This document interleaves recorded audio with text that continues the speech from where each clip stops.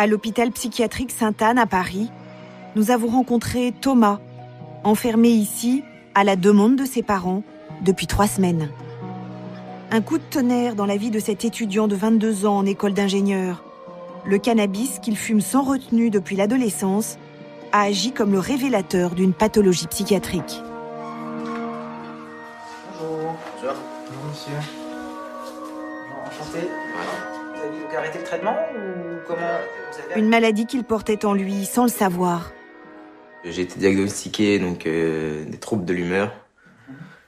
Et donc je souffre d'un trouble bipolaire de type 1. Je peux passer d'un état maniaque à un état dépressif. Des gens qui, on va dire, ont des signes peut-être avant-coureurs d'une pathologie, encore une fois psychiatrique, peuvent, avec le cannabis, déclencher la maladie. Alors qu'il ne l'aurait pas déclenché forcément s'il n'avait pas fumé. C'est difficile à dire, c'est-à-dire que souvent quand même, ce côté donc biologique fait qu'on entrera dans la maladie plus tardivement, mais effectivement la consommation de cannabis, une fois elle a été initiée, surtout si elle a été initiée, on va dire dans la plus grande jeunesse, généralement là ces derniers temps c'est 12-13 ans, au moins, il y a un risque plus élevé d'entrer plus rapidement dans la maladie. Cela fait déjà 2 fois que Thomas est hospitalisé pour bouffée délirante aiguë. À chaque fois, le même délire provoqué par les joints. Il se prend pour Dieu. Ouais. Vous pensez que ça va être difficile pour vous d'arrêter le cannabis? Non, j'ai envie d'en fumer parce que j'adore le goût, parce que j'adore l'effet.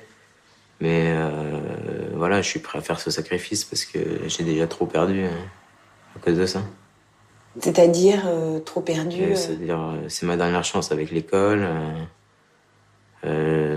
J'ai fait beaucoup de mal à mes proches à cause des épisodes délirants que j'ai eus, de ce que j'ai pu dire, ce que j'ai pu faire. Je le regrette, évidemment. Au revoir. Thomas devra prendre à vie des médicaments et bannira jamais le cannabis.